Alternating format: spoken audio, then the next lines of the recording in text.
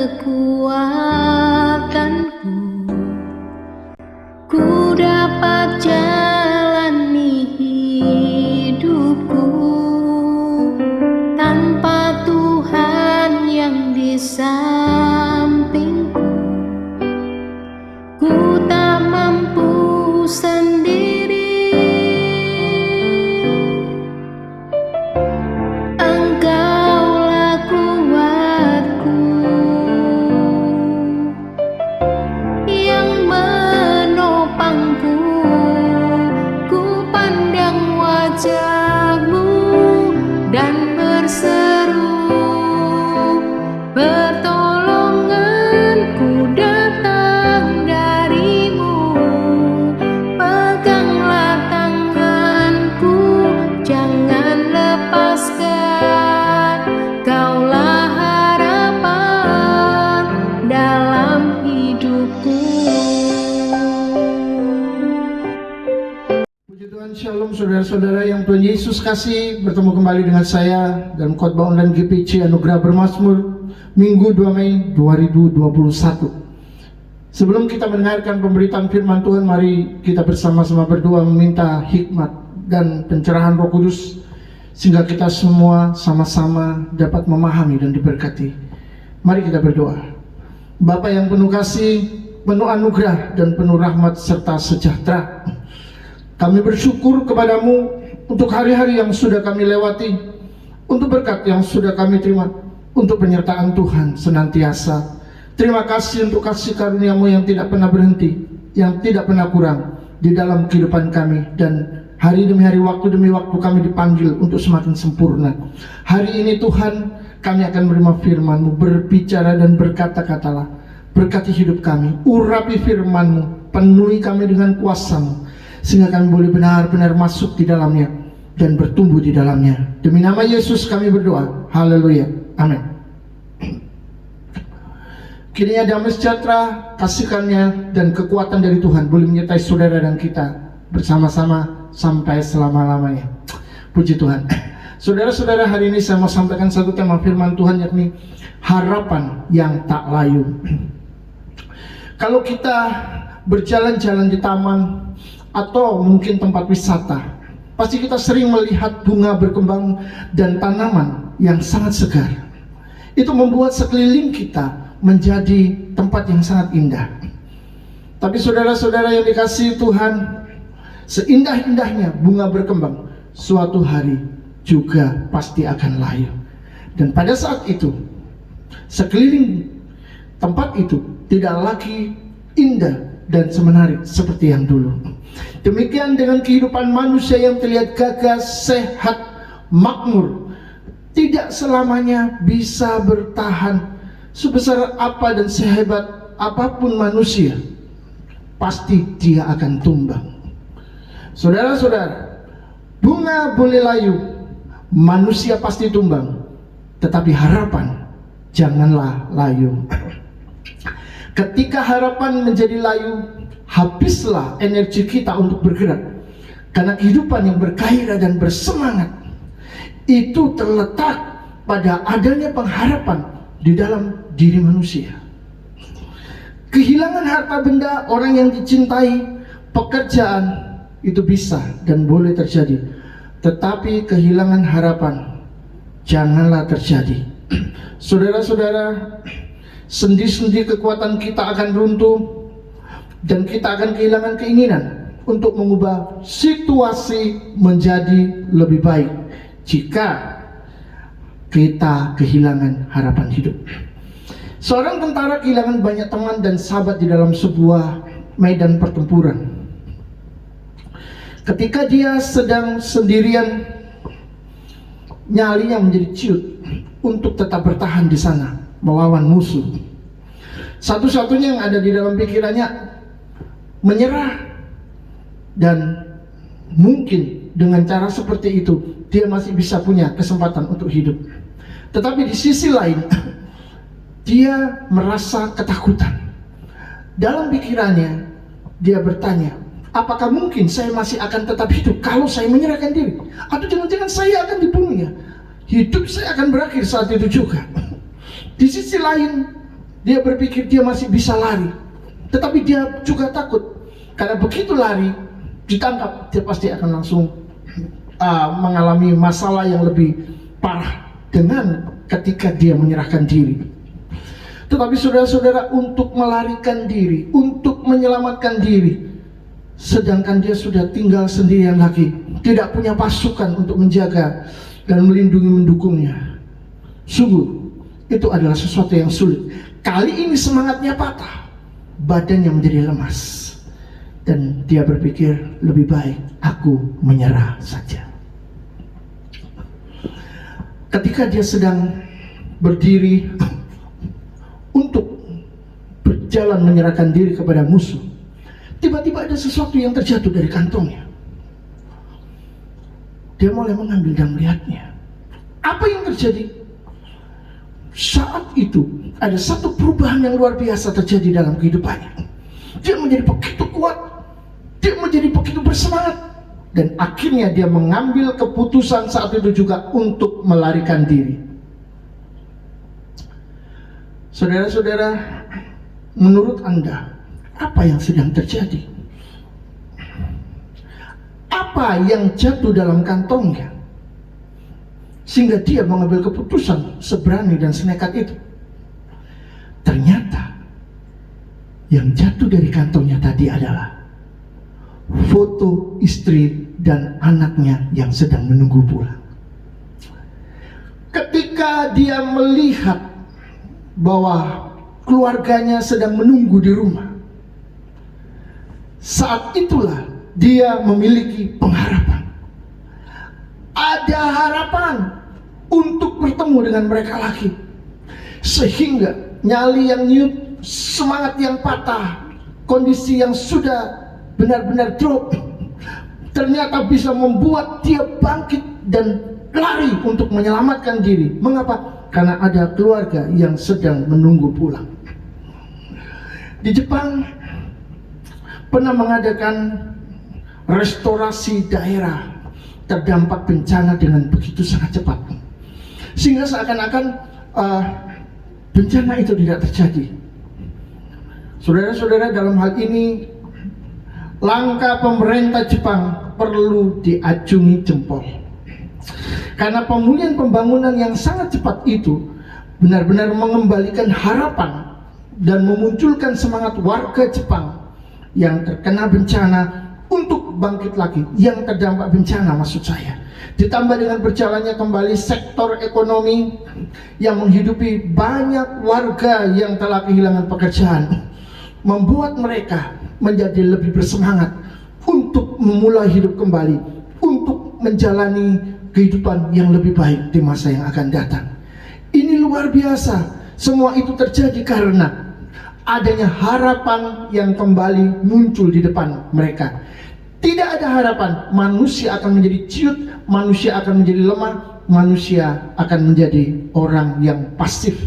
Mereka tidak akan menginginkan apa-apa lagi. Tetapi selama masih ada harapan, maka kehidupan akan menguat, kehidupan akan berjalan dengan baik.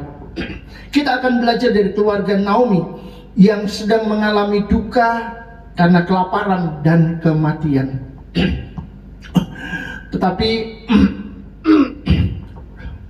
Naomi memiliki dua menantu yang sangat mencintainya. Mari baca saja di dalam kitab Rut pasal 1 ayat 12 sampai 13. Pulanglah anak-anakku, maksudnya menantu-menantunya, pergilah, sebab sudah terlalu tua aku untuk bersuami. Seandainya pikirku ada harapan bagiku, dan sekalipun malam ini aku bersuami, bahkan sekalipun aku masih melahirkan anak laki-laki, masakan kamu menanti sampai mereka dewasa? Masakan karena itu kamu harus menahan diri dan tidak bersuami?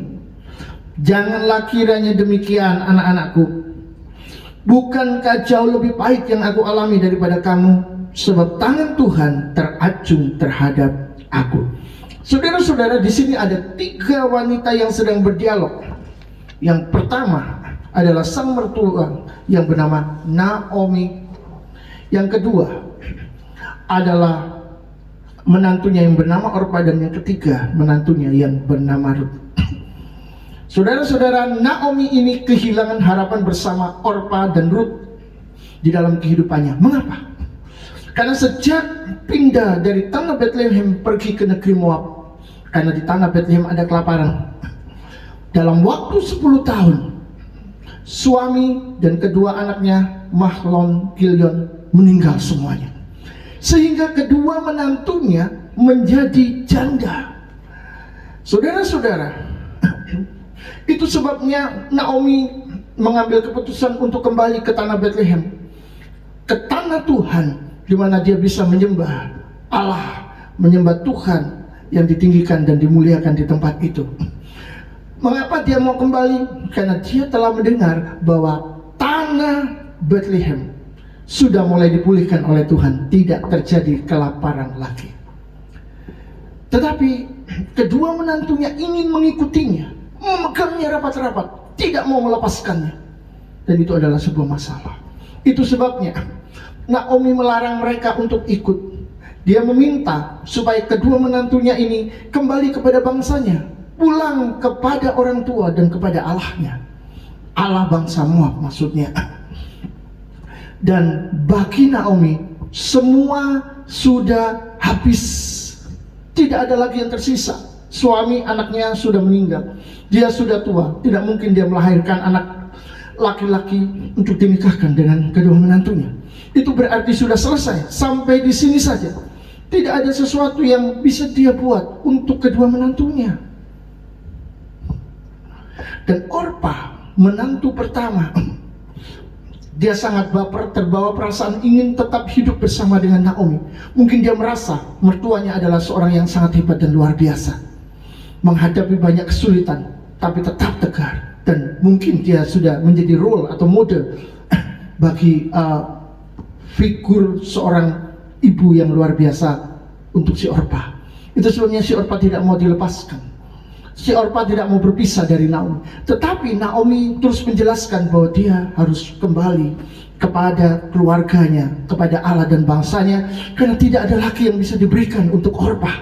Saudara-saudara, Orpa pun akhirnya sadar bahwa tidak ada lagi yang bisa dipertahankan. Akhirnya dia pulang dan kembali ke rumah ibunya. Tetapi menantu kedua bernama Ruth, ini adalah seorang perempuan yang luar biasa. Dia benar-benar tidak pernah kehilangan harapan. Suaminya, anak mertuanya atau anak Naomi sudah meninggal. Tapi bagi Ruth, Naomi ibunya masih ada. Dan saudara-saudara, dia mengharapkan Naomi tinggal bersamanya. Bagi dia, perpisahan dengan Naomi adalah kehilangan segala-galanya, sehingga dia tidak punya lagi dasar untuk berharap dalam kehidupan ini. Dan kalau dia tidak punya dasar lagi untuk berharap, kalau Naomi meninggalkannya, maka habislah hidupnya. Itu yang dipikirkan oleh Naomi, oleh Ruth. Saudara, Ruth melihat Naomi mertuanya adalah harapan hidupnya. Suami boleh tumbang, tapi harapan tidak pernah layu, karena sosok mertua bisa menjadi pengganti suaminya. Luar biasa. Bukankah Naomi adalah ibu dari suaminya? Melihat mertua serasa tetap bersama suami. Di media sosial saya melihat ada seorang perempuan meninggalkan Tuhan Yesus karena seorang laki-laki yang menjadi harapan hidupnya untuk tinggal bersamanya dan menjadi orang yang dicintainya, orang yang penting dalam kehidupannya. Laki-laki itu memang sangat terkenal dan menurut saya cukup atau pasti kaya, sebab dia adalah sebab dia populer di Indonesia sebagai seorang komedian, sebagai seorang pembawa acara, sebagai seorang aktor, bahkan seorang YouTuber pada saat ini. Tetapi saudara-saudara, tiba-tiba ada kabar yang mengagetkan. Mengapa? Karena tiba-tiba si perempuan ini yang telah meninggalkan Yesus yang terbaik dalam hidupnya untuk menyerahkan diri kepada laki-laki ini, juga mau meninggalkan si dia. Wow, apa yang sedang terjadi? Saya merenungkan hal ini. Lalu di dalam cerita media, saya melihat bahwa ternyata perempuan ini telah kehilangan harapan dari si dia. Mengapa? Karena dia sedang kehilangan kepercayaan. Setidaknya itulah informasi yang bisa saya dapat untuk saat ini. Sehingga saudara-saudara, berpisah adalah jalan satu-satunya. Harapan bukan cuma memberikan kekuatan untuk berjalan maju, tetapi juga memberikan sukacita menjalani kesulitan hidup. Sehingga harapan bisa membuat seorang tetap berdiri, berjalan, berlari, bahkan melompat meskipun keadaan tidak menunjangnya. Seorang anak yang kehilangan orang tuanya selama bertahun-tahun tidak akan pernah putus asa mencari, meskipun dia sudah sangat lelah. Selama ada petunjuk yang masuk akal yang menyatakan kepadanya bahwa orang tuanya masih hidup. Karena itu adalah harapan. Dia memiliki harapan untuk bertemu kembali dengan orang tuanya yang sudah hilang bertahun-tahun. Kalau tidak ada harapan itu, maka hancurlah semuanya. Mungkin dia akan berhenti mencari. Di dalam kitab Yesaya pasal 57 ayat yang ke-10, kita akan belajar bahwa harapan itu memiliki kekuatan yang dahsyat. Atau katakanlah harapan itu sendiri adalah kekuatan yang dahsyat untuk membuat seseorang melakukan sesuatu yang seharusnya dia sudah berhenti. Saudara-saudara, Tuhan berkata di dalam Yesaya 57 ayat yang ke-10, oleh perjalananmu yang jauh engkau sudah letih lesu, tetapi engkau tidak berkata tidak ada pengharapan. Engkau mendapat kekuatan yang baru, dan sebab itu engkau tidak menjadi lemah. Ini luar biasa. Dalam ayat ini Tuhan berfirman bahwa ada orang-orang yang berjalan sangat jauh sampai menjadi letih lesu. Jika kita mengatakan perjalanan jauh itu sebagai masalah atau katakanlah beban hidup, maka masalah ini sudah sangat parah karena sampai letih lesu dikatakan di dalam firman Tuhan.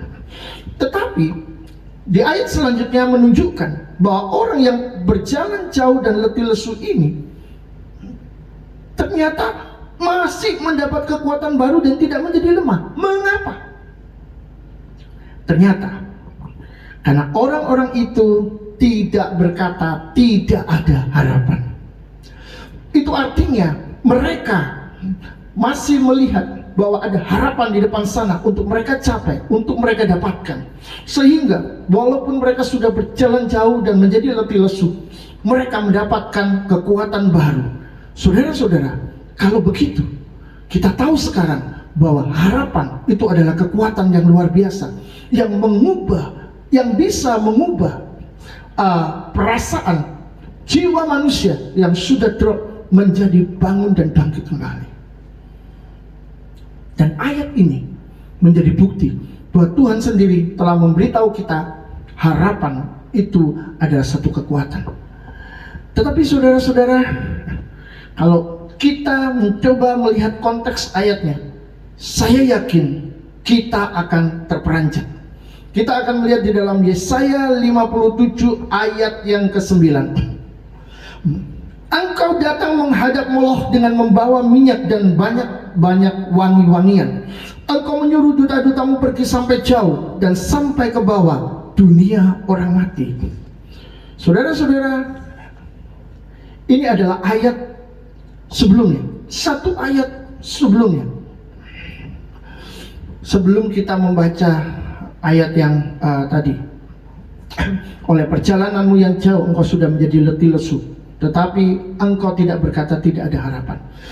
Jadi ternyata ayat ini oleh Tuhan ditujukan kepada pengikut dewa Moloch, dan itu adalah ayat sindiran kepada mereka yang telah berlelah-lelah melakukan ritual sampai masuk dan bersentuhan dengan alam dunia orang mati. Saudara-saudara, ini bersifat gaib dan ini mengerikan. Tetapi saudara-saudara, kita melihat meskipun demikian letih lesu dan lelah, mereka tetap berkata, mereka tetap tidak berkata tidak ada harapan. Mereka tetap mengerjakannya, bahkan menjadi kuat karena memiliki pengharapan itu tadi. Astaga! Siapakah Moloch? Dalam bahasa Ibrani disebut Melech yang berarti raja.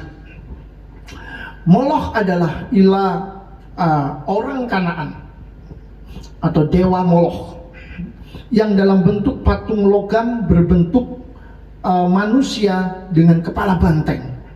Dia memiliki perut yang lubang di tengahnya yang digunakan untuk mengeluarkan api yang bisa membakar bayi-bayi atau anak pertama yang dipersembahkan oleh orang-orang Kanaan. Untuk apa?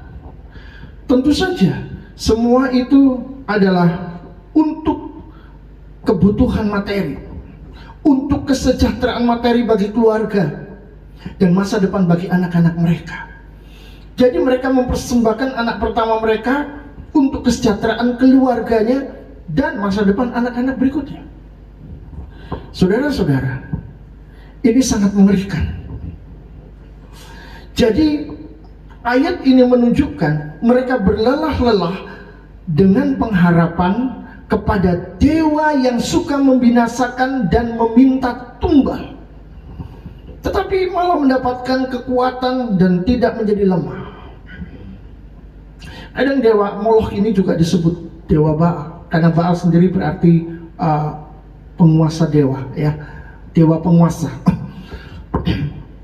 Ini sangat memprihatinkan, karena orang-orang percaya, anak-anak Tuhan, justru yang seharusnya mendapat kekuatan dari Tuhan, karena menanti-nantikan Tuhan mendapatkan kekuatan baru seumpama burung Raja Wali yang naik terbang. Tetapi kita melihat bahwa anak-anak Tuhan menjadi letih lesu dan berbeban berat. Mengapa? Karena kehilangan harapan. Jadi para pengikut dewa Moloch yang seharusnya tidak punya dasar untuk berharap kepada kekuatan iblis yang akan menghancurkan dan merusak masa depan mereka, malah justru mendapatkan kekuatan dari sana. Tetapi anak-anak Tuhan yang memiliki Allah sumber kehidupan justru menjadi letih lesu dan berbeban berat. Sehingga saudara-saudara, kita melihat karena keletihan, karena kelesuan ini, ada banyak anak-anak Tuhan yang sampai meninggalkan Yesus demi seorang perempuan atau demi seorang laki-laki yang dicintainya. Yang lainnya lagi menjauh dari Tuhan karena tertekan dengan kesusahan hidup. Kita semua butuh harapan yang tak layu untuk meneruskan perjalanan. Di dalam kitab Ibrani pasal 10 ayat 22 sampai 23, firman Tuhan berkata begini: karena itu marilah kita menghadap Allah dengan hati yang tulus ikhlas dan keyakinan iman yang teguh. Oleh karena hati kita telah dibersihkan dari hati nurani yang jahat, dan tubuh kita telah dibasuh dengan air yang murni. Menghadap Allah dengan hati yang tulus ikhlas dan keyakinan iman yang teguh. Di dalam ayat yang ke-22 dikatakan, marilah kita teguh berpegang pada pengakuan tentang pengharapan kita, sebab Ia yang menjanjikannya setia. Harapan yang tak layu hanya bisa terjadi jika kita mengarahkan tujuan dan hidup kita kepada Allah yang setia, dengan hati yang tulus dan iman yang teguh. Karena kesetiaan terhadap janji itu sangat penting. Bagaimana mungkin kita berharap kepada suatu pribadi yang tidak setia, yang pelin-pelan, yang sekarang ngomong A, besok ngomong B, yang kemarin bilang ya, ternyata tidak. Saudara-saudara, kita tidak bisa memiliki pengharapan yang tidak layu kepada orang-orang dengan model seperti ini, dengan pribadi seperti ini. Itu sebabnya sekali lagi kita membutuhkan Allah yang setia agar harapan kita tidak pernah layu, dan harus dengan hati yang tulus dan iman yang teguh. Karena ketika kita kehilangan ketulusan dan ketika kita tidak lagi memiliki iman untuk tetap bersama dengan Dia, harapan itu pun juga akan musnah, harapan itu akan sirna, dan kita akan kembali drop, jatuh, menjadi lemah, tidak kuat, dan kehilangan sesuatu yang berarti dan berharga dalam hidup kita. Luar biasa. Karena harapan yang tidak layu itu sebenarnya hanya dimungkinkan menjadi harapan kalau sifatnya kekal adanya, tidak bisa hilang dan tidak bisa rusak. Apalagi jika yang memberi harapan atau pemberi harapan itu adalah terbukti setia. Jadi saudara-saudara, hanya Allah yang setia saja yang mampu membuat harapan kita tidak akan pernah menjadi layu. Jadi berharaplah akan keselamatan dan pertolongan di dalam segala hal kepada Yesus yang setia dengan ketekunan iman yang sangat teguh. Amin. Tuhan memberkati. Bukan dengan kekuatan